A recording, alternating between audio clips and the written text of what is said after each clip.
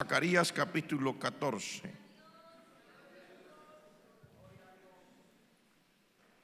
Zacarías capítulo 14.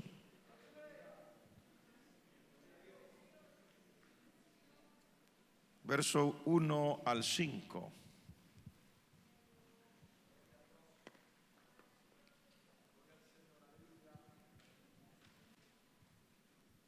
Zacarías queda en el Antiguo Testamento.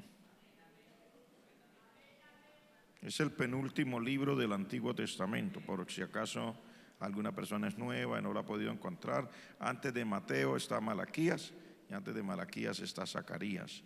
En el capítulo 14 dice así, en el nombre del Padre, del Hijo y del Espíritu Santo: He aquí el día de Jehová viene, y en medio de ti serán repartidos tus despojos. Porque yo reuniré a todas las naciones para combatir contra Jerusalén, y la ciudad será tomada, y serán saqueadas las casas, y violadas las mujeres. Y la mitad de la ciudad irá en cautiverio, mas el resto del pueblo no será cortado de la ciudad.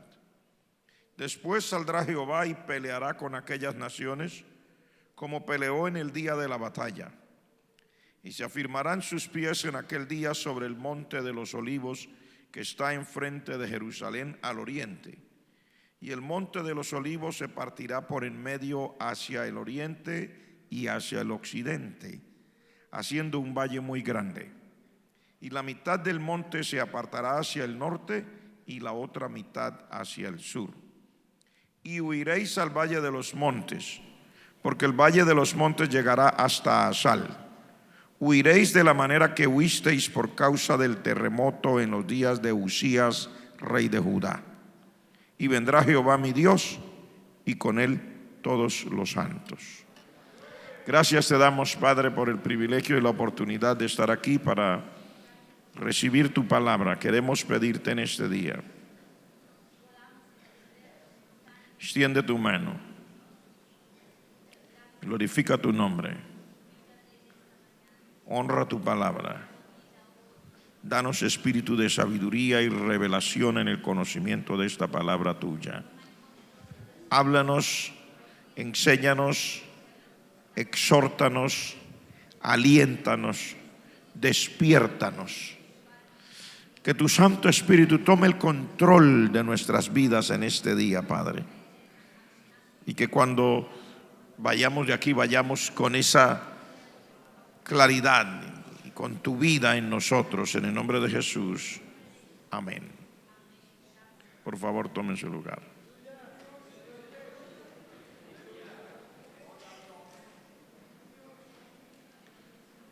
Alerta roja: Cristo viene.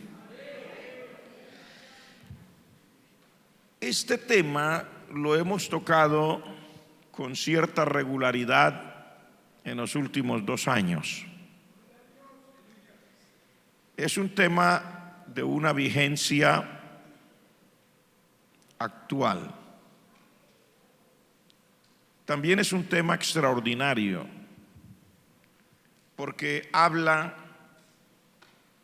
acerca de los sucesos proféticos para el mundo actual, pero incluye de una manera muy especial también a la iglesia. Es una parte de la Escritura que no solamente nos habla de los eventos que están a punto de ocurrir, que son proféticos, sino que también esta palabra se encarga de despertar las conciencias, tanto de las personas que no conocen al Señor, como de aquellos que ya conocemos al Señor. Se hace necesario que todos tengamos el corazón dispuesto y abierto, porque una de las grandes exhortaciones del Señor en su palabra dice: el que tiene oídos para oír, oiga lo que el Espíritu dice a las iglesias. Y cuando hace esa exhortación que dice: el que tiene oídos para oír, oiga, mire que no dice el que tiene oídos.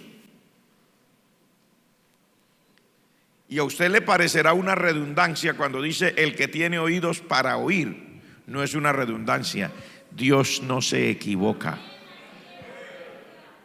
No es una redundancia. Está hablando en términos espirituales porque hay quienes tienen oídos, pero no van a oír. Y está hablando de la conciencia de lo espiritual, de lo que una persona puede por dentro tener como actitud frente a lo que Dios dice. Y es que precisamente vivimos en una época complicada, hermanos. Por eso el título que le hemos puesto es Alerta Roja. Es una época complicada. No ha habido una época con mayores ofrecimientos de comodidades al ser humano que esta en la que vivimos nosotros. Tenemos, aunque nos quejemos, porque siempre nos quejamos, pero tenemos esa circunstancia. Nunca ha habido tantas comodidades para la raza humana como el momento en el que estamos viviendo. El avance de la tecnología y las reformas en los diferentes países del mundo han hecho que el ser humano disfrute de una comodidad impensada en tiempos aún de nuestros propios abuelos, digamos 100 años atrás. Las telecomunicaciones han influido muchísimo en eso. ¿Por qué? Porque el hecho de poder ver lo que pasa en otro lugar con nuestros propios ojos, no solamente lo que pasa a modo de noticia, sino también lo que pasa a modo de reportaje. Me refiero, no solamente es que un periodista dice esto es lo que está aconteciendo aquí como noticia de última hora, sino a modo de reportaje. Cuando salen estas personas especializadas y van por el mundo y comienzan a mostrar los avances que hay tanto en tecnología como en modo de vida en otros lugares, eso se puede ver en cualquier parte del mundo. Es impensado, por ejemplo, digamos, y estoy hablando de las telecomunicaciones. Hace 40 años atrás, hablando de nuestros países latinos, en muchas casas no había acceso ni siquiera a una línea telefónica de esas que llaman línea residencial. En algunos países asiáticos le llaman landline, o sea, es una línea física directamente que venía por todas las calles hasta unir en cada ciudad. Eran escasas las personas que tenían acceso a una línea de teléfono en su casa. Y uno tenía ese concepto, no sé si algunas veces lo hayan visto porque la vida cambia tan rápido ahora último, que algunos probablemente ni conocerán lo que eran nuestros famosos teléfonos públicos de monedas, que estaban en las esquinas. Porque el gobierno tenía que proveer teléfonos públicos con moneditas para las personas porque no había acceso telefónico para todos.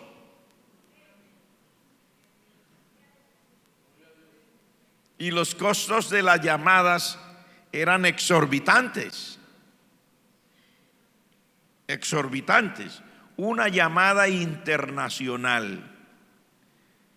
No todo el mundo podía darse el lujo de llamar si viajaba a otro país. Cuando uno quería llamar a una persona dentro de su país en otra ciudad, tenía que ir a una oficina de telefonía pública, que era el único que le ofrecía ese tipo de llamada, y usted iba a esa oficina y tenían unas cabinas y a uno le daban un turno. Todo esto ha acontecido en un lapso tan corto. A uno decían fulano de tal en la cabina número tal, Y usted podía entrar y ahí encontraba un papel que decía: a la ciudad tal, marque el código este, a la ciudad tal, a la ciudad tal. Ahora, si era internacional, habían unas cabinas separadas para las llamadas internacionales. El que entraba ya tenía una cierta capacidad económica. Todo eso ha pasado en el transcurso de la vida de gente que todavía no está vieja. En los últimos 40 años, el mundo de las telecomunicaciones ha cambiado drásticamente. Hace 25 años, 30 años atrás, se veía como un tema de ciencia ficción que las personas pudieran tener en su carro un teléfono que pudiera comunicarse con los demás sin tener un cable. Y las personas que lo tenían eran considerados gente de la alta sociedad y gente muy adinerada. Y yo recuerdo haber leído, porque a uno le interesaba, por lo menos si no lo puede adquirir, por lo menos saber cómo funciona. Yo recuerdo haber leído que esos teléfonos, y eran grandes, esos teléfonos tenían una cobertura los más fuertes hasta de 50 kilómetros a la redonda. Entonces tenía una antena y no sé el resto de cosas cómo funcionaba, y usted podía tener un teléfono de eso. Si usted iba desde su carro llamando por ese teléfono, usted era gente de la alta alcurnia.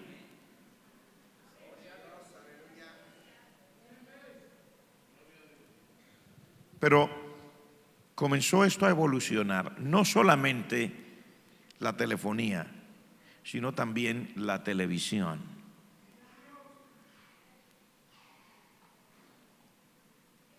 La televisión al principio era muda, el cine era mudo, no se podía unir el sonido con las imágenes. Después se le puso sonido y entonces el cine y la televisión eran a blanco y negro.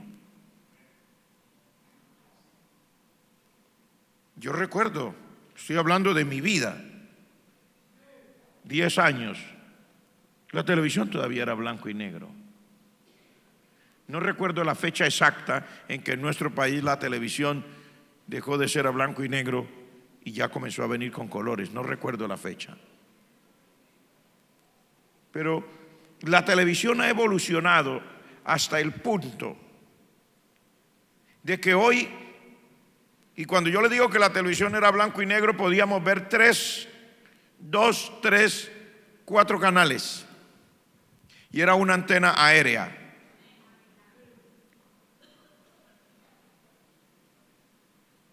Luego comenzaron a aparecer unos pocos más y de repente la televisión se masificó. Y las personas pueden tener televisión hoy. Y el que tiene poquito, que no alcanza a pagar mucho, porque no es de estrato muy bajo, tiene acceso a 20 canales, a 25 canales. Le llamábamos televisión parabólica. Había una gran antena en un barrio, así grande, recibía la señal y la repartía a los del barrio. Pero mire la transformación que ha sufrido. Hoy usted puede ver televisión. Yo no tengo aquí mi dispositivo telefónico porque normalmente los domingos lo dejo, pero si alguien tiene uno ahí me lo presta y yo le muestro. Si lo tiene ahí, muéstremelo. En un cosito como esto, de este tamaño, usted puede ir hoy andando y viendo televisión. Impensable hasta hace un tiempo. La pregunta es, en aquel tiempo era difícil poner en una misma cinta la imagen y el sonido. Aquí no hay cinta. ¿Por dónde llega la imagen? ¿Y por dónde llega el sonido?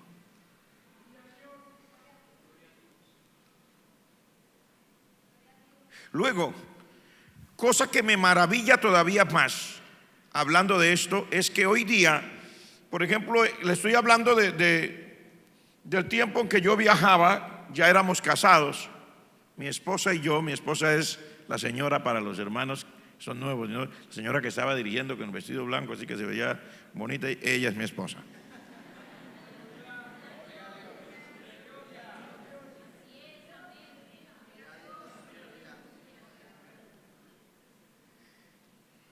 Cuando yo viajaba,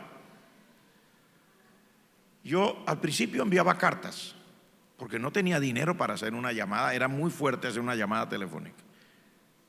Luego surgió aquella cosa de que es un poco más barato y ya podíamos hacer una llamada telefónica. Pero todos aquellos costos, hoy día usted no solamente puede hacer la llamada telefónica, hoy día yo la llamo a ella desde donde estoy. Puedo estar en Manila, puedo estar en Myanmar, puedo estar en Nueva Delhi, puedo estar en cualquier ciudad de esa. Estoy hablando de las ciudades que voy más comúnmente. Y yo le marco y ella me ve y yo la veo. Hola, mi amor, ¿cómo estás? No, bien, ¿cómo te...? Aquí son las 3, 4 de la tarde, allá. No, aquí son las 4 de la mañana. ¿Y cómo te ha ido? Y sonríe. Todo por aquí. Y a un precio irrisorio. A un precio irrisorio. Mi pregunta es: ¿y por dónde se fue esa imagen? Y le mando una foto y enseguida le llega. ¿Por dónde se fue la foto? Para nosotros, pues sí, hermano, por el satélite y son datos, sí. Entonces esa cosa técnica es muy bonita, pero piénselo. Es muy bonito, sí, a uno le da las cosas por hecho, ¿verdad? Sí, ahora se usan los satélites y los datos son así y se van por unos... Sí, pero piénselo, dígalo como quiera, ¿cómo se fueron esos datos? Shh. Y le llegaron enseguida. Pero ¿sabe qué? ¿Sabe qué más me asombra? Le voy a decir de una cosa de las telecomunicaciones que me asombra más. Es la cantidad de dispositivos móviles que hay actualmente en el mundo. Se supone que en Colombia hay más de 20 millones de dispositivos telefónicos andando. Los niños más pequeños tienen mejores celulares que los padres. En una casa, por lo general, cada uno tiene un dispositivo. Así que hablar de 20 millones de dispositivos móviles es hablar de nada. Somos casi 50 millones de personas en este país. Y usted podría decir tranquilamente que el 70% de las personas tienen un dispositivo móvil. Usted lo ve en la calle, la gente a punto de estrellarse en los carros porque lleva uno, en la moto porque lleva otro, en la bicicleta porque lleva otro, y la señora que se va entre un hueco porque lleva un dispositivo en la mano, no se dio cuenta que hay un hueco ahí. Los niños al cual lo secuestran porque estaban mirando el dispositivo móvil, se lo llevó el que no era el papá. Usted podría hablar, pero hablemos solo de 20 millones. ¿Sí? Yo sé que eso es una cosa enorme. Que es enorme, porque hay personas que tienen 2 y 3. Mi pregunta es, bueno, está bien, yo le mando a mi esposa, yo estoy, digamos un ejemplo, llegué a Manila, le digo: hola, mi amor, ¿cómo estás? Ahí te voy a mandar una fotito de lo último. No pensemos en los millones que hay acá, pensemos en los millones que hay allá, pensemos en los millones que hay en cada parte del mundo. Son miles de millones de dispositivos que le llamamos teléfonos móviles o celulares. Dispositivos móviles le llamo yo. ¿Cómo funciona esto? No, pues usted marca un número, eso llega a una antena, esa antena lo pone en un satélite, ese satélite lo transmite al otro y vuelve y baja, y entonces llega a otra antena y se lo repartió a usted y le llegó a usted. Mi pregunta es: ¿se siente usted cómodo si hace una llamada a un número y le contestan de otra parte? No, ¿verdad? Qué mala es esta empresa. Llamé a mi esposa y me contestaron por allá de la selva. Usted no concibe eso. Tiene que salir exacto. ¿Y cómo hace para no equivocarse con tantas llamadas al mismo tiempo en el mundo? Cientos o probablemente miles de llamadas al mismo tiempo, y no se cruza mi foto con la de nadie más. En este momento en Manila son las 12:30 del nuevo día, de mañana, 12:30 de la madrugada. Tienen una hora más, o sea, no son solo 12, son 13. Estaban en el culto de escuela dominical anoche, y yo estaba mirando el culto en vivo, un video con movimientos y todo, desde Manila hasta acá. Y yo le puse que quería ver eso, y gracias a Dios me salió eso, porque me podría salir otra cosa, pero es tan exacto que me sale lo que yo quiero. Ese es un avance aterrador. Muchas gracias. Entonces, esta cuestión estoy diciéndole para que usted se dé cuenta la época en la que estamos viviendo. Nunca antes habían habido tantas comodidades. Esa comodidad, si el apóstol Pablo hubiera tenido la capacidad tecnológica de hoy, todos nosotros estábamos aquí llorando de la angustia, de la tristeza, de ser tan perezosos, tan miserables espiritualmente, que no somos capaces de predicarle a nadie, no somos capaces de hablarle a nadie. El apóstol Pablo se hubiera puesto ese mundo de ruana con un celular de esos.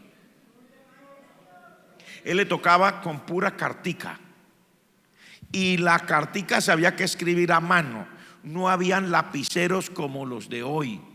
Todavía usaban esa famosa pluma de ganso, la ponían en tinta. Tenía que tener ayudantes para que le ayudasen a escribir, y desde la cárcel escribía las cartas, desde la casa, si estaba en libertad, las mandaba por barco. Con todo eso, los barcos eran movidos por el viento con esas cosas que le llamamos vela. Y el apóstol Pablo dice en la historia que el apóstol Pablo, después del Señor Jesucristo, y no estoy hablando de la historia cristiana, estoy hablando de la historia secular, el hombre con mayor influencia en el mundo entero después del Señor Jesucristo, el apóstol Pablo. Dice que moldeó la sociedad, sobre todo el occidente. Y uno dice, pero ¿cómo? Y ellos, los que son historiadores, comienzan a sacarle a usted los datos, las estadísticas, y cómo repercutía el mensaje, los escritos y las enseñanzas. Y dice, hasta el sol de hoy, si no hubiera existido, dicen los historiadores, el apóstol Pablo, el mundo sería otro. Tremendo, hermano. Tremendo, tremendo. Imagínese en esa época cómo sería hoy el apóstol Pablo, cuando usted imprime las cosas por miles de una vez. Hay unas máquinas, pone y ya tiene las cosas, imprime, y en aquel tiempo así, con una plumilla y haciendo así. Es que nosotros disfrutamos de unas comodidades enormes, hermano. El agua llega a nuestra casa. En la mayoría de nuestros países, estamos hablando de acá del occidente, el agua llega a nuestra casa, no solo a nuestra casa, a todos los puntos de la casa que yo quiera. Es impensable para una persona en esta ciudad que tenga que entrar a la ducha con un balde con agua que esté lleno y comenzar a poner agua con una vasija sobre su cuerpo y de esa manera bañarse. Dice, me siento en la edad de piedra. ¿Por qué no llega el agua hasta la ducha? El agua para las manos, el agua para la ducha, el agua para lavar tiene que salir ahí, y una maquinita le ayuda a lavar, y el agua le sale dentro de la maquinita y se vuelve a ir desde adentro de la maquinita. Son unas comodidades aterradoras, asombrosas. Pero eso también ha hecho que el mundo, la sociedad, se vuelva perezosa. Perezosa aún para pensar.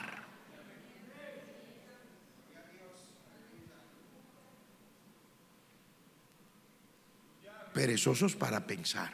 ¿Por qué? Porque no se necesita pensar.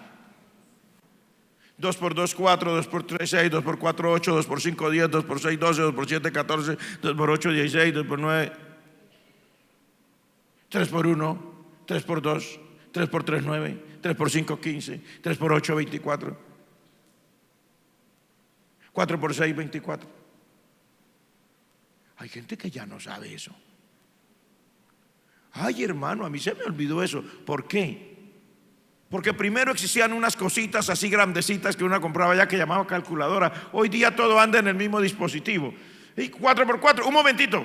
4 por 4, 16. Ya no tiene que pensar, el aparatito le tiene la respuesta. Tampoco se aprende el camino para ir a su casa, porque pone el aparatito ese y una señora, por lo general es una señora molestosa, cansona, que va ahí: por la próxima esquina cruza a la izquierda, por la próxima esquina cruza a la izquierda. Cuando ya cruzó a la izquierda, en 200 metros haga un alto y luego cruce a la derecha. Y cuando llegó le dice: llegamos al destino.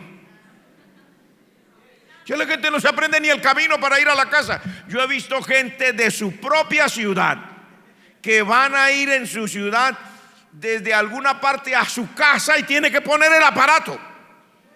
Ya no se aprende ni el camino para ir a la casa. Asombroso. Yo todavía recorro el país sin el aparatito ese. Me voy con el vehículo y voy y doy la vuelta a todo el país por donde vaya sin el aparatito ese. Digo: gracias, Señor, todavía me tengo que acordar por dónde debo cruzar. Me tengo que acordar cómo se llama este pueblo. Uno le pregunta a las personas que van viajando: hermano, ¿cómo se llama aquí? Un momentito, saca el aparato. Estamos en San Luis. Si ni siquiera se aprende el nombre de los pueblos por donde pasa. Piense lo que le estoy diciendo. Vivimos en una comodidad tan enorme, pero resulta que eso también es contraproducente, porque ya la gente no se quiere esforzar para nada, y lo mismo queremos hacer en la vida espiritual. La gente cristiana tampoco se quiere esforzar por su vida espiritual, porque la vida es cómoda. A veces llega un fin de semana que tiene ese festivo, el lunes también consiguió el sábado, domingo y el lunes, fin y comienzo de la semana, y usted encuentra 5, 7, 8, 10 familias de la iglesia no están. ¿Dónde están? Ay, hermano, es que estaba en Nueva York. Ay, hermano, es que me fui a París. Ay, hermano, es que vengo de por allá de Singapur. ¿Pero cómo? Y usted, ay, hermano, es el único día que yo puedo salir a descansar. Y a la gente no le importa. A la gente no le importa. La vida es demasiado cómoda y todo está hecho pensando en lo que yo pueda disfrutar. El Señor Jesucristo dijo: más bienaventurado es dar que recibir. Pero la sociedad de hoy día nos invita a recibir. Ojalá que no tengamos que dar. La mentalidad, el marco filosófico está hecho para eso, para recibir. Nos quejamos porque no recibimos de aquí, porque no recibimos de allá, porque no recibimos de allá. Está hecho para recibir. Por eso los matrimonios tampoco duran.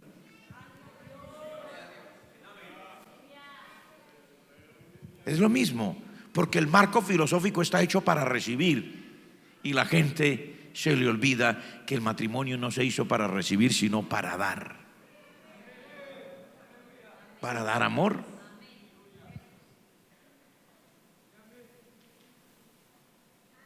La gente no quiere dar. Yo he estado en más de una consejería donde las personas que componen ese matrimonio se acercan a mí y comienzan la discusión ahí delante mío: pastor, es que yo le presté hace tanto tiempo, tanto, y me dijo que me iba a pagar tanto de intereses, no me ha pagado los intereses ni me ha pagado el dinero. ¿Y usted quién es? No, pues soy la esposa de él.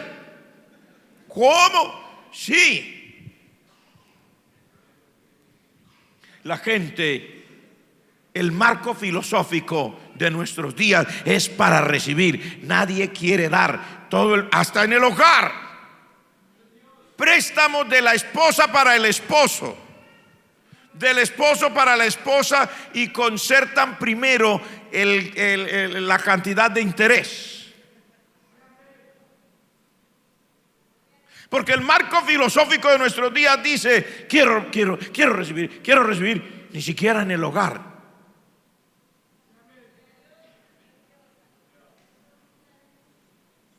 La gente no quiere dar. Y eso pasa en la vida espiritual. Todos queremos: Señor, dame, Señor, bendíceme. Usted ve la gente y llora: Señor, yo creo que tú me das todo como dice tu palabra. Todo lo tengo en Cristo. Si me has dado a Cristo, juntamente con Él me has dado todas las cosas.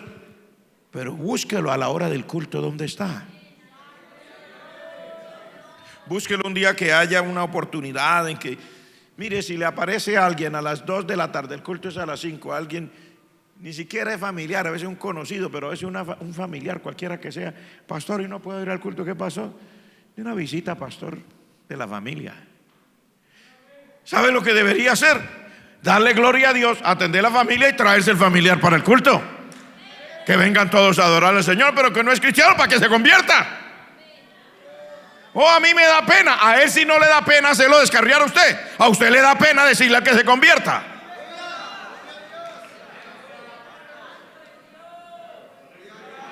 Conviértanse ellos a ti, pero tú no te conviertas a ellos. Es lo que el Señor dice. Eso también se nos ha olvidado. Se nos ha olvidado la palabra, hermanos.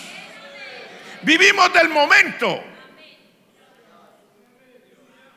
Y las personas queremos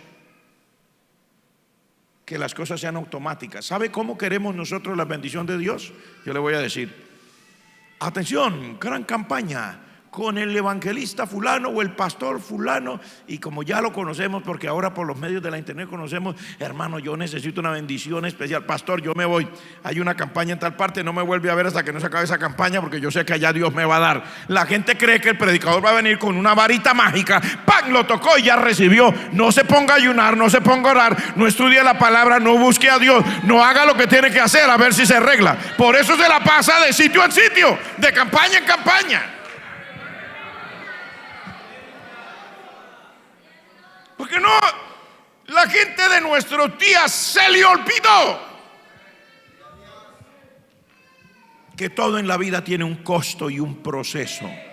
Y la gente quiere disfrutar de todo sin pagar nada, sin pagar un precio, sin pasar un proceso. La gente quiere llegar a tener todo lo que Dios dice sin ellos esforzarse para nada. Quieren tener todo. Dios mío, tengo una deuda de 100 millones de pesos. Te pido en el nombre de Jesús que me la canceles ahora. Cuando usted va a ver en qué se gastó, pregunte en qué se gastó los 100 millones de pesos. Pregunten en qué se gastó los 100 millones de pesos. Le deben a cada santo una vela. No les importa nada. ¿Quieren viajar? Un préstamo. ¿Para qué? No, yo voy a viajar. Y después: Señor, págame. Tiene una casa que ya es la casa que gracias a Dios tiene el techo. No, necesito una en el estrato estratosférico. Entonces, para cambiar la casa, sin pensar si la puede pagar, si no la puede pagar, y después viene: Señor, como tú dices tu palabra, yo creo tu palabra, todo lo que dijera en nombre de Jesús, se ha pagado el crédito. No sea sinvergüenza. Señor no le va a pagar su crédito, porque usted lo que necesita es aprender a vivir. Estoy hablando de esta época porque estas cosas son las que mantienen a la gente desubicada, sin saber que Cristo viene pronto. Porque nos llaman, no sé si a usted lo llaman, pero a mí me llaman, a cada rato me llaman. Cuando usted tiene una cuentecita de ahorro del banco, lo llaman: oiga, tiene un crédito aprobado por 5 millones, por 10 millones. Sí, ayer fuimos a un supermercado con mi esposa que necesitaba mirar algo, y enseguida vinieron 3 personas, me abordaron en el mismo supermercado: señor, ¿usted tiene la tarjeta de crédito para comprar aquí? Digo: no, no la quiero tener. ¿Pero por qué no la quiere tener? No, porque no quiero. Ay, mire, usted tiene otra. Sí. Pues también le compramos la otra, le compramos la deuda que tenga y le compramos los intereses, le compramos, pero recíbame. Digo: no, no deseo. Bueno, está bien, gracias. Mi nombre es fulano, me busca. Al rato: Señor, disculpe, lo veo bien, usted quiere tener.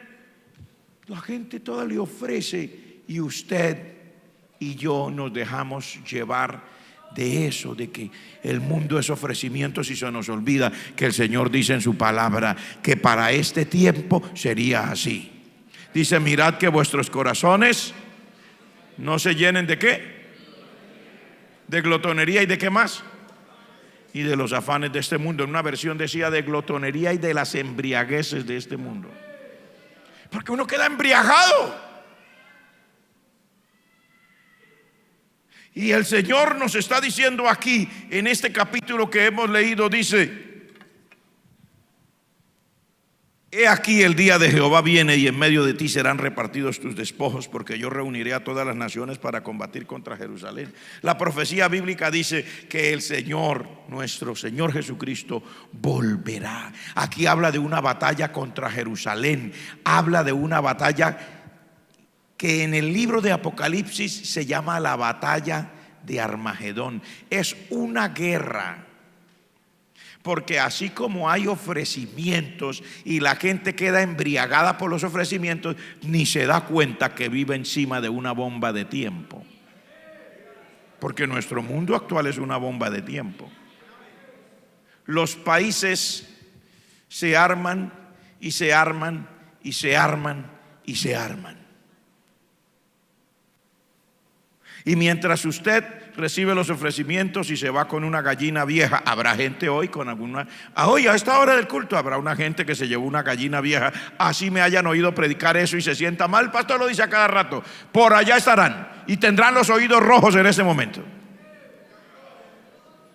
Las orejas se le ponen rojas, porque aquí le estamos diciendo la verdad. Estarán con una gallina vieja, tratando de quitarle las plumas para hacer un sancocho, mientras debería estar en la casa del Señor. Y el mundo a su alrededor que arde. Aquí firmamos un proceso de paz. ¿Cuánto hace que se firmó un proceso de paz en Colombia? ¿Ah? ¿2 años? Aproximadamente.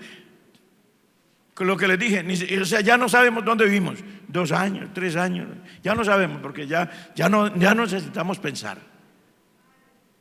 Paz en Colombia, paz en el mundo. Todos los días hay balaceras en Estados Unidos y allá no hay guerrilla. Aquí todavía quedan grupos de izquierda que están armados y otros de derecha que están armados, y las cosas siguen. Usted no crea que este mundo se va a mejorar porque alguien le dio un plumazo a un papel. Este mundo sigue así de corrompido porque el ser humano primero es pecador, alejado de la gracia de Dios. ¿Cómo vamos a creer nosotros que las cosas van a andar bien con una sociedad corrompida? En estos días había un escándalo. Yo vi una entrevista que le hicieron a nuestro presidente por una cadena internacional. Y le preguntaba el reportero, el que le hacía la entrevista, le decía: pero usted no cree que es como volver atrás eso de que ahora usted está penalizando la dosis personal? Y el presidente le repetía: disculpe, no estamos penalizando nada. Estamos diciendo que tenemos un código de policía, decía el presidente, que está actualizado no desde que yo entré, sino desde el anterior gobierno, que dice que el espacio público debe ser respetado. Por lo tanto, la persona puede tener su dosis personal, pero no queremos que fumen su droga y le echen el humo en la cara a nuestros niños en los parques. No queremos que vayamos nosotros caminando por ahí, los que no consumimos drogas, vamos por la calle y el vecino que va adelante nos echa a nosotros el humo de la marihuana, el humo del bazuco, el humo de toda la droga que quiera. Es eso lo que estamos haciendo. Y volvió y le dice: pero ¿no le parece un retroceso? Al mundo le parece un retroceso que las cosas traten de enderezarse y de andar bien. ¿Le parece un retroceso?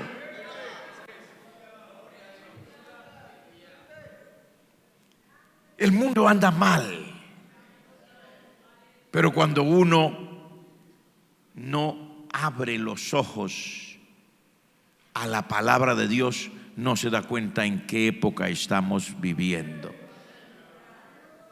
Aquí dice: el día de Jehová viene, en medio de ti serán repartidos tus despojos. Está hablando del momento cuando el Señor Jesucristo va a venir. Ya le explico. Dice: porque yo reuniré a todas las naciones para combatir contra Jerusalén, y la ciudad será tomada, serán saqueadas las casas, violadas las mujeres, la mitad de la ciudad irá en cautiverio, la otra mitad, el resto del pueblo no será cortado de la ciudad. Después saldrá Jehová y peleará como peleó en el día de la batalla, peleará contra aquellas naciones y se afirmarán sus pies aquel día en el monte de los olivos. Está hablando de cuál será la situación aquí abajo, específicamente ahí de Israel, para el momento cuando el Señor Jesucristo venga.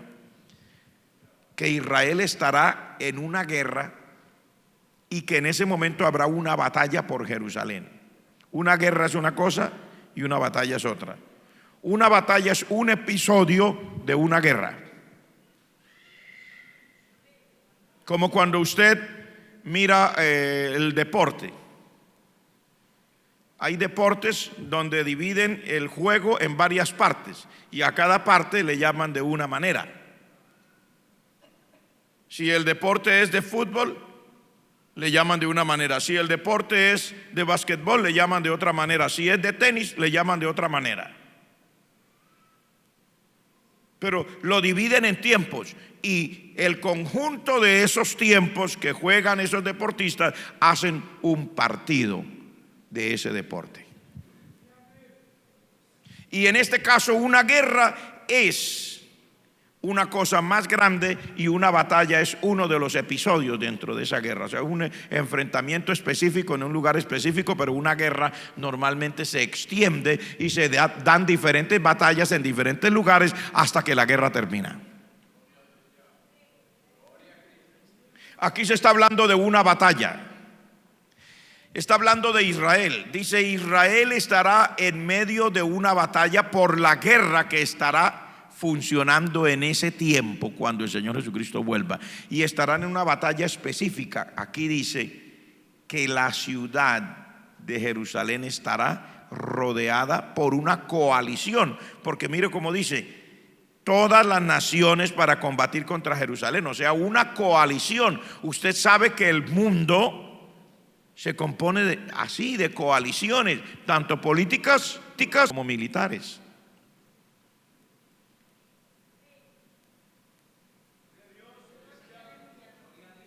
Y entonces, aquí por ejemplo en el occidente hay unas coaliciones fuertes.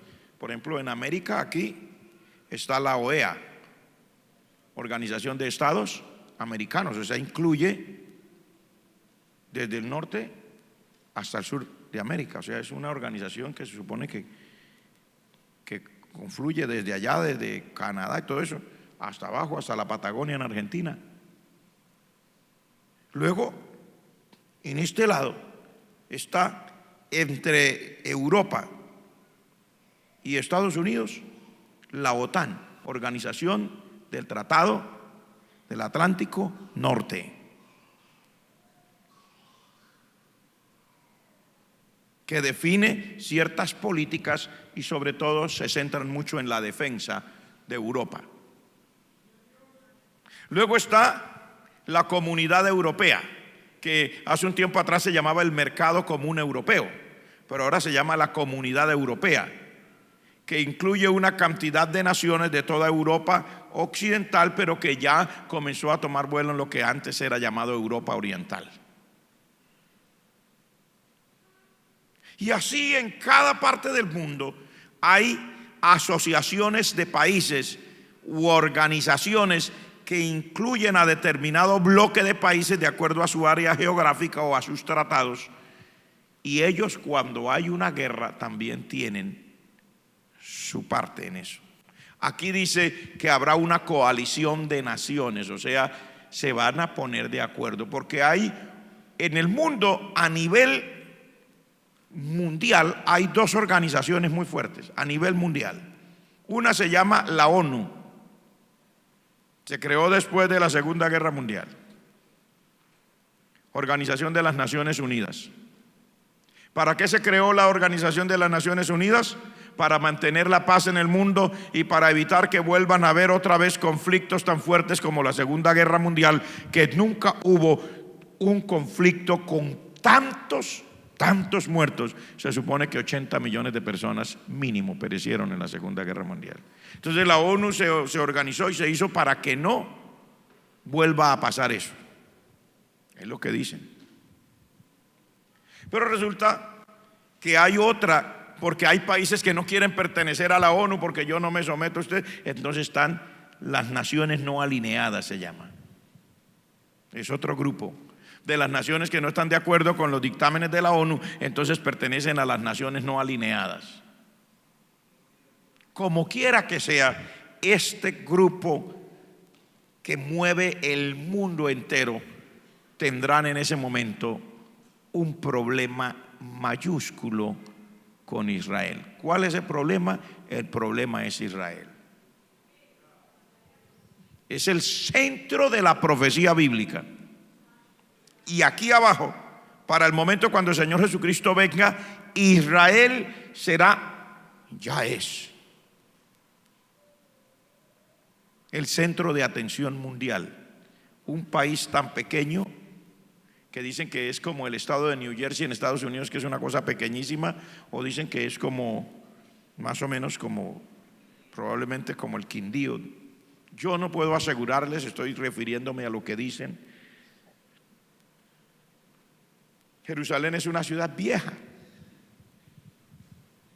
antiquísima. Abraham habla de Jerusalén. ¿Cuántos años hace? Porque dice que cuando Abraham venía de derrotar a los que se habían llevado cautivos, a su sobrino, dice, en el camino se le apareció el rey de Salem, era Jerusalén, Melquisedec. Esa era Jerusalén. En su tiempo fue llamada Jebús. Es una ciudad vieja. Tiene su parte moderna, pero es la ciudad donde Dios escogió para que fuera la parte. Imagínense, Melquisedec, rey de Salem, salió de ahí, de Salem, para que fuera el centro desde donde Dios se movía. Y desde Jerusalén comenzó la capital, el gobierno del Estado de Israel desde el tiempo de David, porque antes de David no era Jerusalén la capital. A partir de David fue Jerusalén la capital. Y el resto de la historia sí. ¿Y qué tiene Jerusalén? ¿Por qué le pelean tanto? Usted va unos bloques de piedra grandísimos, que es lo que queda. Pero no, los musulmanes, no, esto es de nosotros. Los cristianos, no señor, esto es de nosotros. Y los judíos, pero ¿cómo así si esto es de nosotros? O sea, las tres grandes religiones del mundo se disputan la ciudad. Las tres grandes religiones del mundo: el cristianismo, el islamismo y el judaísmo. Pero que geográficamente y políticamente, desde el tiempo de la antigüedad, cuando Dios le entregó la tierra prometida al pueblo de Israel, Jerusalén, parte de Israel, y desde el tiempo de David, la capital. Y entonces, si es tan vieja, ¿y qué es lo que tiene ahí que tenga?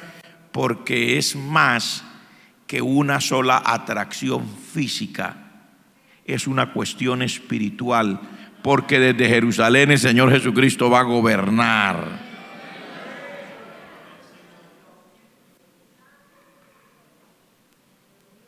Es una cuestión más espiritual.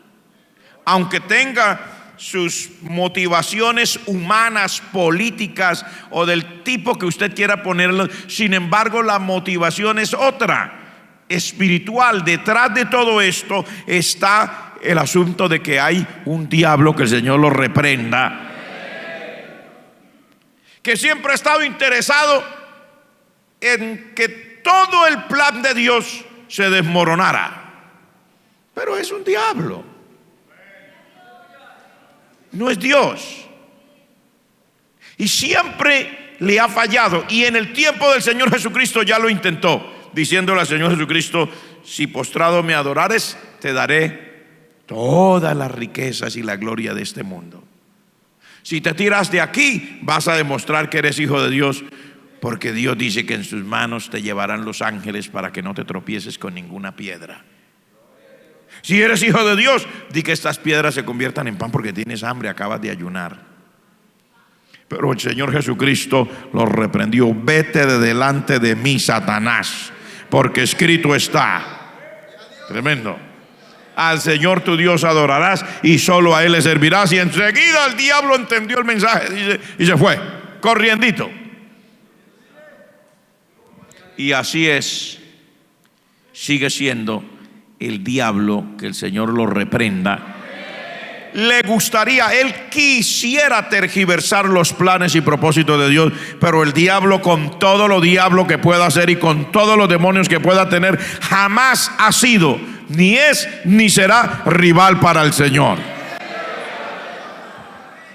Entonces, Jerusalén está en el centro del huracán, en el ojo del huracán. Por eso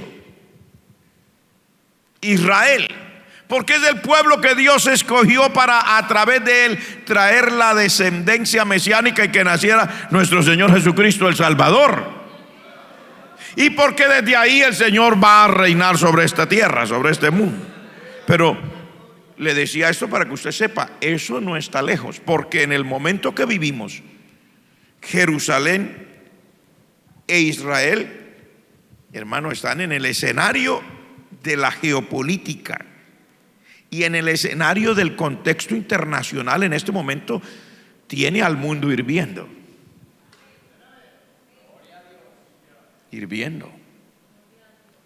Porque ahí hay un famoso conflicto que le dicen el conflicto con los palestinos. Resulta que hay una cantidad de personas que ellos dicen ser refugiados. Unos lo son, otros puede que no lo sean, pero son parte de todo y viven en una famosa franja llamada la Franja de Gaza, y también en los territorios de la Banco Occidental.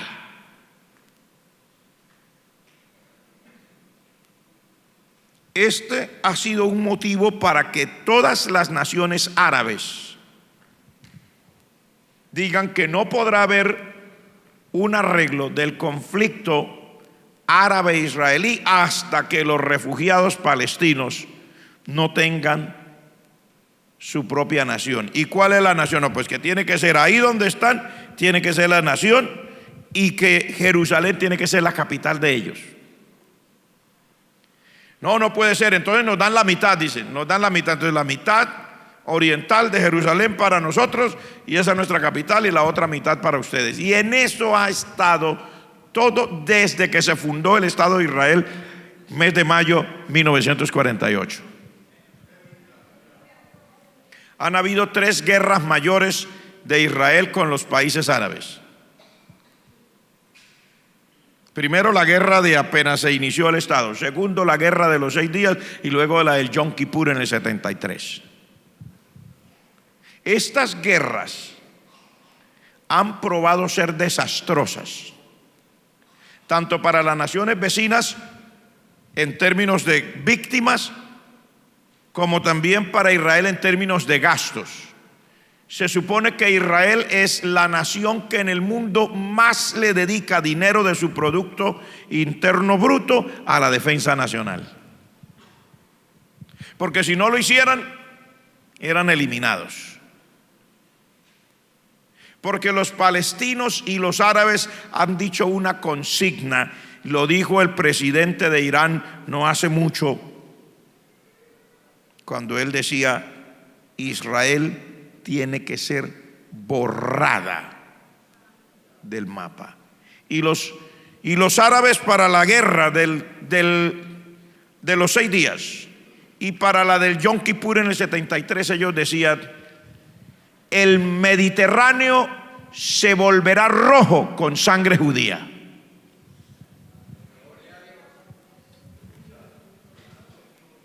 O O sea, ellos aspiraban a que las aguas del mar Mediterráneo se volvieran rojas de tanta sangre judía que ellos iban a derramar y los iban a matar y iban a echar al mar. Ese ha sido un conflicto interminable, hermanos, hasta el sol de hoy. Pero en el momento está como usted no tiene idea. Razones sencillas.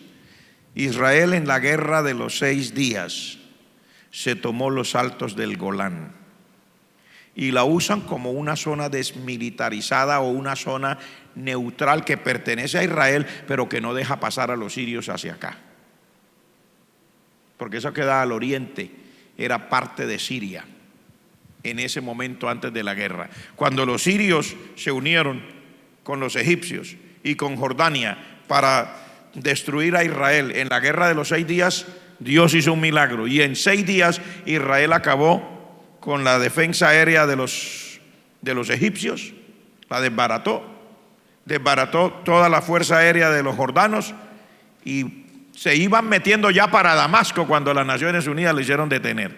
Pero se quedaron entonces con los altos del Golán, se habían quedado con la península del Sinaí, que la tuvieron que devolver, pero los altos del Golán dicen: no los devolvemos,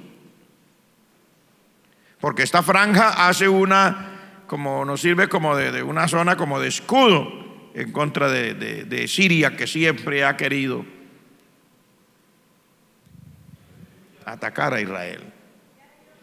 Pero resulta que con esta guerra civil que ha tenido Siria, ustedes han oído de la guerra de Siria, ¿verdad? El presidente Anwar, ¿cómo es? Presidente Bassat, se me olvida el nombre.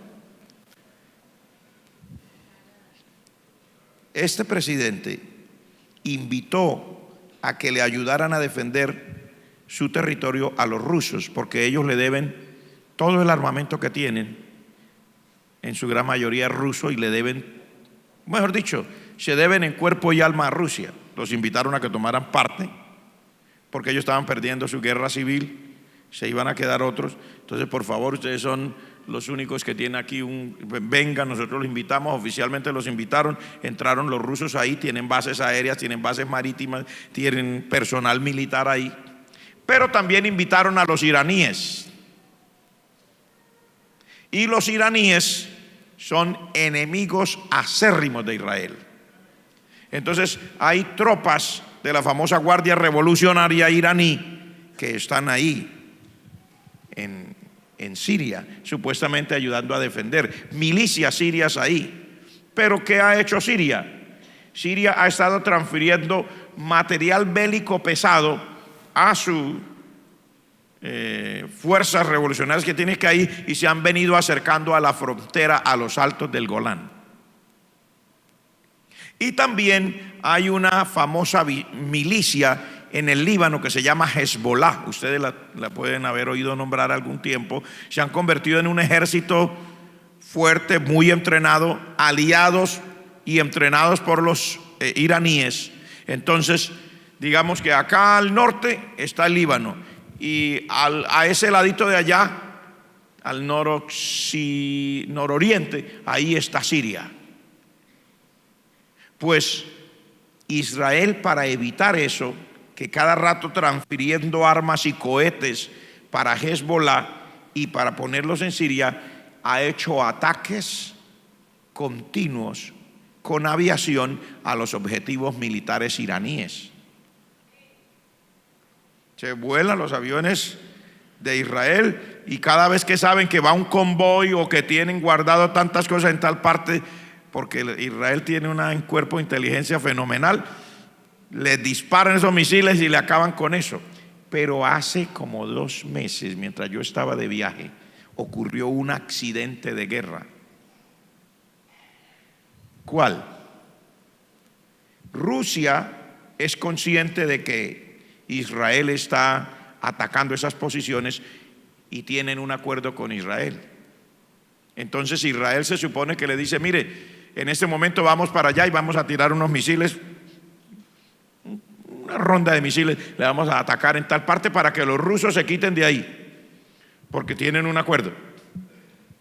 Pero ellos hicieron un ataque y los sirios respondieron con fuego antiaéreo y no derribaron a ningún avión israelí, pero uno de esos le dio a un avión ruso con 15 militares a bordo, que venía aterrizando. No era un avión de esos de guerra, sino de esos de transporte de tropas, y lo derribó. Entonces se cayó un avión ruso por los misiles sirios, pero que esos misiles fueron lanzados porque Israel estaba haciendo un ataque. Entonces eso sirvió de excusa para que Rusia mandara uno de los sistemas antiaéreos más precisos y fuertes del mundo, llamados los S-400, que tienen una capacidad, una envergadura y una precisión, con unos sistemas de radares sofisticados, súper sofisticados, y mandaron varias baterías de esas allá. Y le dijeron a Israel: bueno, nosotros le hemos respetado eso, pero si usted nos golpea uno de esas baterías nuevas,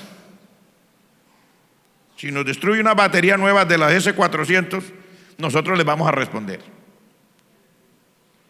Y los sirios tienen el derecho a mandar ellos también contra cualquier avión de ustedes. Y entonces Israel, que está en el medio como una nación pequeña, dice: pero es que nosotros. Y entonces el presidente fue a hablar con el presidente de Rusia y dijo: pero es que usted entiende, nosotros no podemos dejar que eso se nos acerquen demasiado. No sé cómo lo van a hacer, pero si llega a haber un accidente, nosotros salimos a defender. Entonces Israel ha comprado los aviones de guerra más sofisticados que tiene Estados Unidos, los F-35, de última generación. Le llaman stealth planes, o sea, son hechos de un material y con una tecnología que se supone que los radares enemigos no lo pueden detectar. En términos clásicos de la calle dirían aviones invisibles. En términos ya de ellos quiere decir que están equipados con tal tecnología que no es que sean invisibles, sino que los radares no los pueden detectar. Y Israel es el único país del mundo al que Estados Unidos le vende sus aviones más sofisticados y le permite también reforzarlos, o sea, hacerles una mejora. Entonces Israel dijo: bueno, si esta gente se nos mete con mucho dolor, señores rusos, nosotros no podemos dejar que esa gente nos acomoden ahí en la frontera lo que ellos quieren. Nosotros vamos a tener que disparar porque Israel es Israel. No podemos dejar que nos acaben. Entonces el asunto está muy tensionante, hermano. La gente del común, usted y yo, no nos damos cuenta. ¿Por qué? Por lo que le digo, hay un paseo, comamos chocolatina, el fulano cumplió años, allí, mire, y hay luego, para el que no, eso no le satisface, hay un partido de fútbol, hay una carrera de bicicletas, hay una carrera de gente a pie, y el mundo está lleno de entretenimientos, mientras por dentro el asunto está que arde. El panorama está dado, y Estados Unidos dice con mucha pena: pero Israel es uno de nuestros mejores aliados en el mundo. Y nosotros no vamos a permitir que los vayan a aplastar así. Entonces, en el Mediterráneo hay en este momento una tensión, y en el Golfo Pérsico, porque hay flotas marítimas de los americanos, de los estadounidenses, haciendo guardia en todo eso. Y los rusos también han mandado. Y los chinos hace poco mandaron un barco también. O sea, eso se ha vuelto, hermanos, cuando yo voy viajando por ahí, porque a nosotros nos toca viajar, y pasamos por encima del Golfo Pérsico, pasamos por encima de Egipto, a veces pasamos por encima de allá de la capital de Irán, Teherán, para ir y entrar al Golfo Pérsico a aterrizar. Yo digo: Señor, tú lo sabes todo. Guárdanos, lleva este avión en tus manos, porque, hermano, así como tumbaron ese avión ruso, puede caer cualquier otro avión. esos conflictos de ahí, hermano, eso está lleno de aviones que vuelan a diestra y siniestra. Estoy hablando de aviones de guerra. Ahí está Francia, ahí está Inglaterra, ahí está Estados Unidos, ahí están los árabes, ahí están los iraníes, ahí están los sirios, ahí están los rusos, ahí están los israelíes. Eso está lleno de armas volando por todos lados. Una sola equivocación y la lamentación es grande. Pero ¿por qué le digo esto? Hermano, el tema es, o el título es, alerta roja, Cristo viene.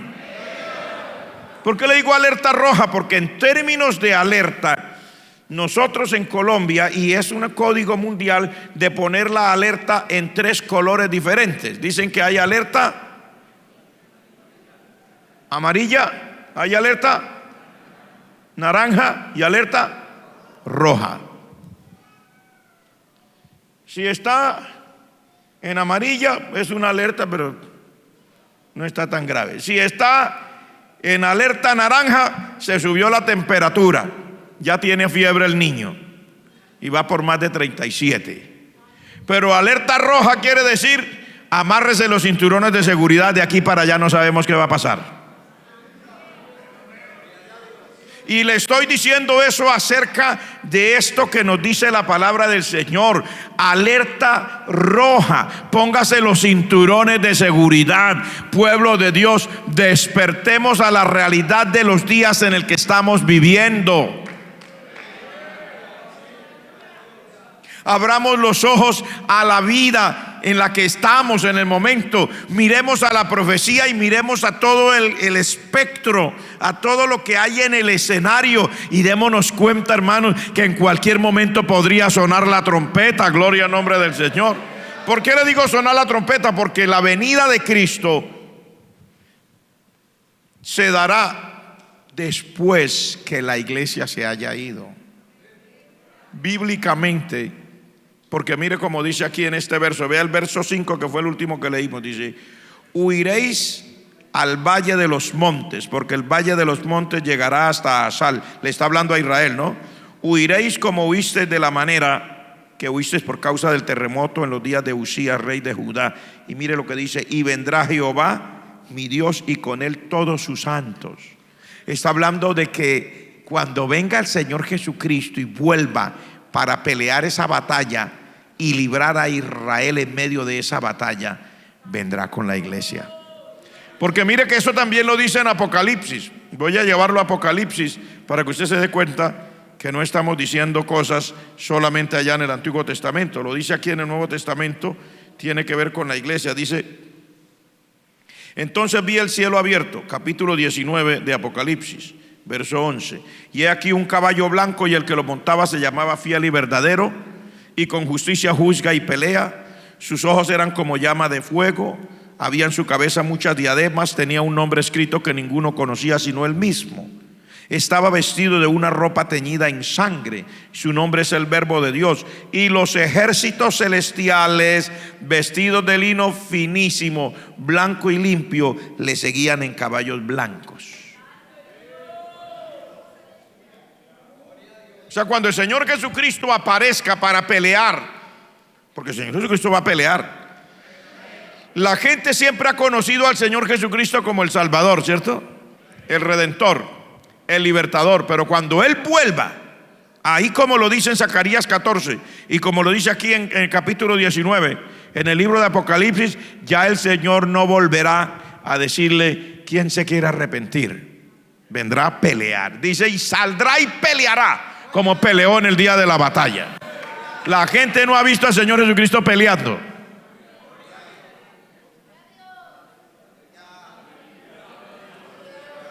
Se lo digo de nuevo: la gente no ha visto al Señor Jesucristo peleando. Usted no se ha imaginado al Señor Jesucristo peleando. Pero aquí dice que el Señor Jesucristo peleará. Mire lo que dice. Miren este mismo capítulo 19. Dice en el verso 19: y vi a la bestia, a los reyes de la tierra y a sus ejércitos reunidos para guerrear contra el que montaba el caballo y contra su ejército. Y la bestia fue apresada y con ello el falso profeta. El Señor Jesucristo va a pelear. Si usted lee el capítulo 19, dice que Él matará a esa gente con la espada que sale de su boca, con su palabra, pero va a pelear. No es como ahora: venid a mí los que estáis trabajados y cargados, yo os haré descansar. Esa es la invitación del Señor, ¿cierto? Ese día ya no habrá esa invitación. Ese día, cuando el Señor venga, dice aquí el apóstol: vi que los ejércitos del mundo se habían reunido, y como estaban en esa batalla contra Israel, cuando ven que el Señor Jesucristo viene, dice, van a guerrear contra el que montaba el caballo blanco. Van a enderezar todos esos misiles, ese sistema S-400, los S-300, los anteriores un poquito menos. Van a reunir todo el sistema antiaéreo que tiene el mundo, y tienen unas nuevas armas que son láser, que es lo último que hay, pues. La van a enfocar contra el que montaba el caballo blanco y contra su ejército, o sea, contra usted también. ¿Alguno de ustedes le había dado miedo de pelear algún día? Uy, yo no soy peleonero. No me gusta eso de las peleas, pero le cuento que ese día va a haber batalla.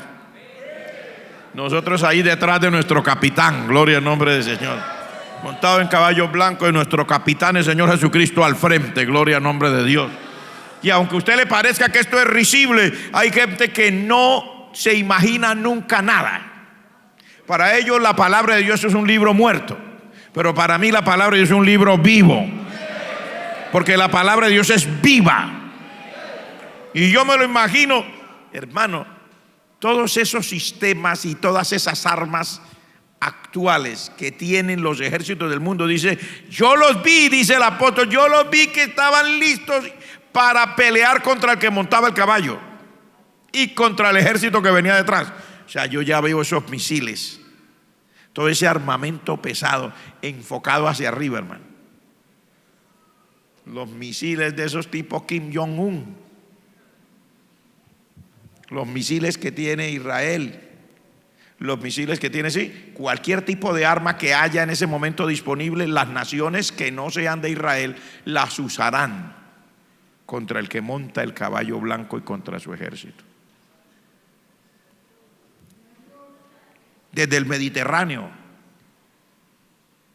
van a enfocar las armas que van en esos barcos y las van a dirigir contra el que viene en el caballo y contra el ejército. Comienzan a soltar, hay unos misiles que usan de mucho poder, que usan los barcos destructores americanos, misiles teledirigidos que se llaman Tomahawk. Padre, ¡brum! Los rusos con los de ellos pasarán de largo, mi hermano. Le dio, siguió de largo. Le dio al ejército que venía detrás, a los que venían ahí. De pronto, ¿no? ¿Y qué tal que el Señor nos organice por legiones así? Le dio a los que venían de por allá, de tal lado, y los otros. Y en el ejército, ese es un ejército. Pero un ejército, el único ejército que pelea con vestido de gala.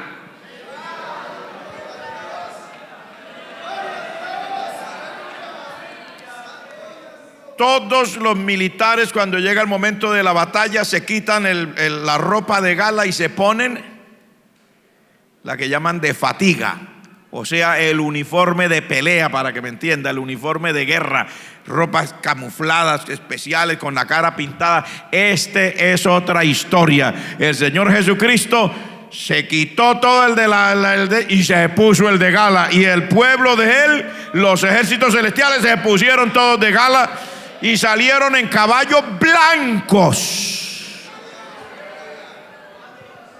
El único que pelea vestido de gala, gloria al nombre del Señor. ¿Sabe por qué pelea vestido de gala? Porque ya sabe que la victoria es de nuestro capitán, del Señor Jesucristo. Que el diablo es un diablo derrotado, no importa cuántos endemonie. Digo, el diablo está derrotado, no importa cuántos endemonie. ¿Quién lo derrotó? El Señor Jesucristo lo derrotó. Ya lo derrotó en la cruz del Calvario. Y ese día van a apresar al diablo y a la bestia, y al falso profeta también los van a apresar. a la vez y al falso profeta directo allá al lago de fuego, al diablo a un abismo. Por 1000 años lo van a dejar allá encerrado, para que se dé cuenta que para él también hay prisión de máxima seguridad. Levante sus manos y dele gloria al Señor. Pero todo esto le estoy diciendo porque es lo que dice la palabra del Señor, para que usted y yo estemos alerta, hermanos. No podemos seguir viviendo nuestra vida cristiana como si esto se fuera a demorar 2000, 3000 o 5000 años. Incluso algunos piensan que ya el Señor Jesucristo no viene, o que la profecía bíblica no se va a cumplir. Tenemos que vivir, como dice la palabra de Dios, como de día, no como de noche, en alerta roja. O sea, esto es de vida o muerte. Esto es ya. Sí, usted va a seguir viviendo su vida natural, lo que usted necesite vivir de su vida natural, pero no se dé demasiadas comodidades. Vamos a volver a levantarnos de madrugada y vamos a orar al Señor.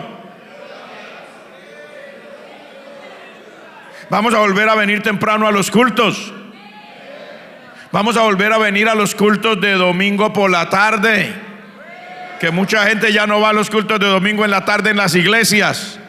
Vamos a volver a venir a los cultos de domingo en la tarde. Vamos a venir a los cultos de oración los lunes por la noche. Vamos a venir al culto de estudio, así sea bilingüe la predicación. Vamos a volver a venir los miércoles, gloria al nombre del Señor. Vamos a volver a buscar al Señor con todo nuestro corazón. Vamos a volver a la palabra. Digo yo, vamos a volver a la palabra. Vamos a volver al ayuno y la oración. Y vamos a volver a la santidad. El que sea santo, santifíquese todavía. Hermano, péguele una patada al diablo y a sus demonios en el nombre de Jesús. Sáquelo de su agenda. Saque de su agenda sus pasiones. Digo, saque de su agenda las pasiones. Saque de su agenda las pasiones. Y nuestros días, hermanos, están terribles. Las pasiones han hecho presa del bloque entero de la humanidad y ha afectado a la iglesia también. Aparecen en nuestra vida unos deseos que probablemente no estaban, como que no debería ser. Pero usted lo puede reprender en el nombre de Jesucristo. Usted puede ir a la palabra, hermano. Lea la palabra de Dios, estúdiela. Diga, Padre Celestial, yo quiero ser como dice tu palabra. Yo reprendo esta naturaleza impía, esta naturaleza pecaminosa, esta naturaleza que no es lo mejor, porque la palabra de Dios dice: engañoso es el corazón y perverso más que todas las cosas, ¿quién lo conocerá? Dígale: Señor, pongo ante tu presencia mi corazón engañoso y perverso, y póngase usted mismo la mano en el nombre de Jesús. Sométete a Dios.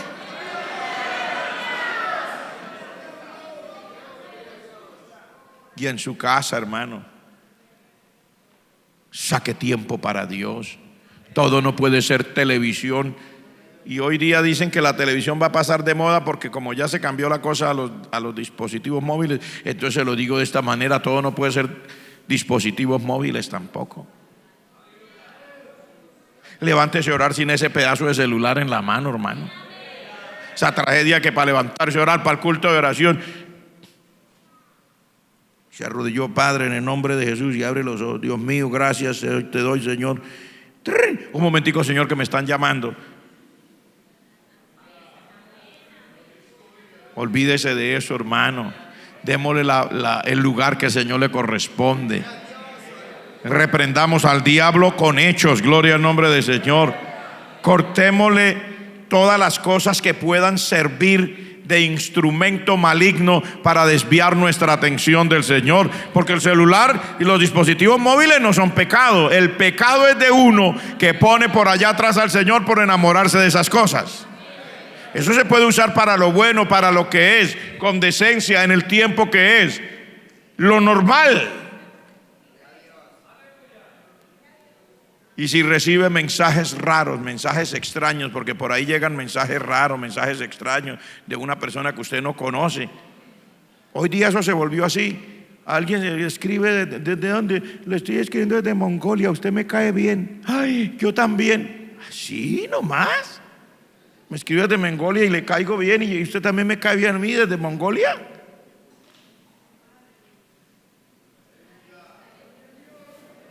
¿Qué está pasando ahí? Y comienza a seguir el juego. Hay que tener mucho cuidado con esas cosas, hermano.